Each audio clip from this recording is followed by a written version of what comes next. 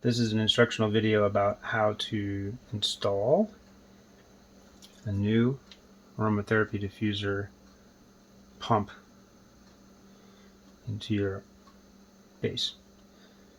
The tools you're going to need in order to do this are a screwdriver, a cutting tool like a snippers or scissors, some super glue, a larger size screw, and your new motor. The first thing you're going to do is you're going to locate the screws at the bottom of your diffuser base. There are 3 screws set in a triangle pattern. Start by removing the screws. They don't need to come out all the way.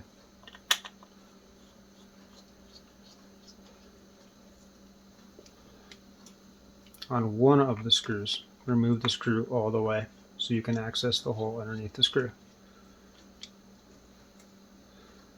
Set the screw aside. Use your larger size screw and twist about a half a turn to attach into the wood plate so that you can grab hold of it and pull out. Set the plate aside. Inside your base, start by lifting up on the foam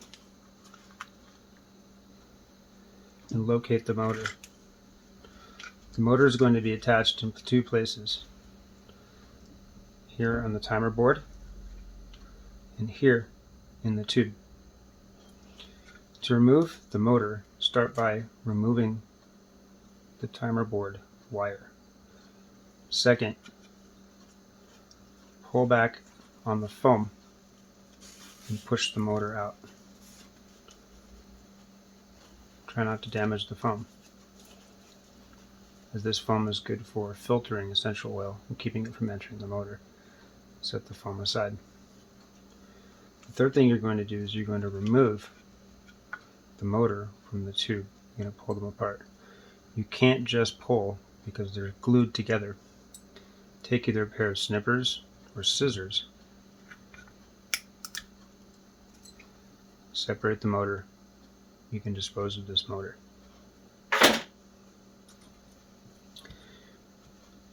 One of the things you want to do is check inside the tube and make sure that there's no liquid inside this tube. On occasion, oil can come into the hole, travel down, and cause damage to the motor, which enters here. Open your super glue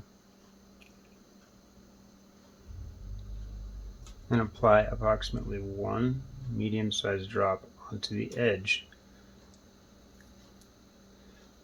Use the edge of the super glue tip to make contact with the entire outside of the nipple on the motor. Once this is done, be sure that there's no super glue at the very tip of the motor. You can touch it, and if you don't feel any stickiness, then it's dry. Put the tube into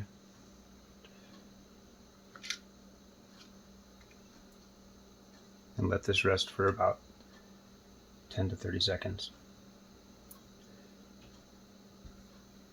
We're going to reattach this wire to the timer board. But before you do that, it's easier to put this foam back on first. It is possible to put the foam on afterwards, but you'll need to reapply new tape.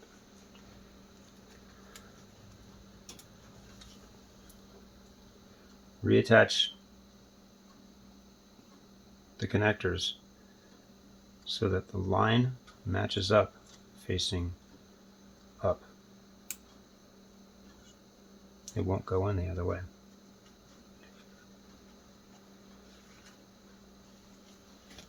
The foam piece that's underneath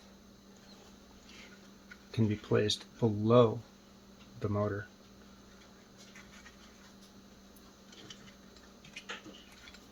Make sure that the edges of the motor, which are metal, are not in direct contact with the wood. Use the foam to isolate the motor, metal, and plastic parts from the wood.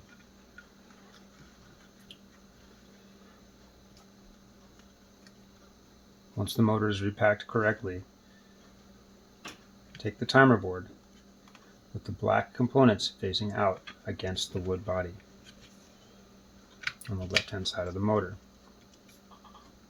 Be careful with all of the wires and not to pull or tug on the wires too many times, as they can eventually fall off if you pull on them.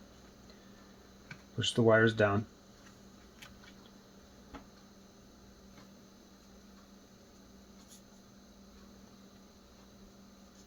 Locate one of the screws hole locations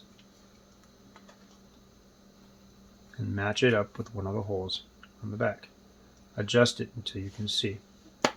Press down firmly until you feel it pop into place. If the plate is too difficult to pop in, you can use the back of your screwdriver to tap it in.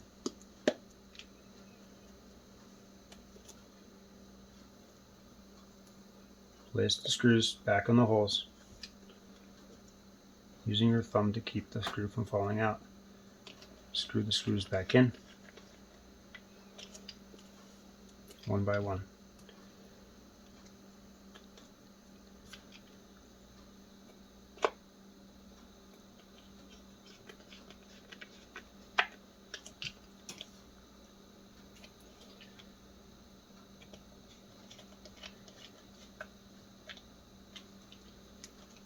By the time you've reassembled this, you should be able to have the glue completely cured, and there'll be no problems to test the unit.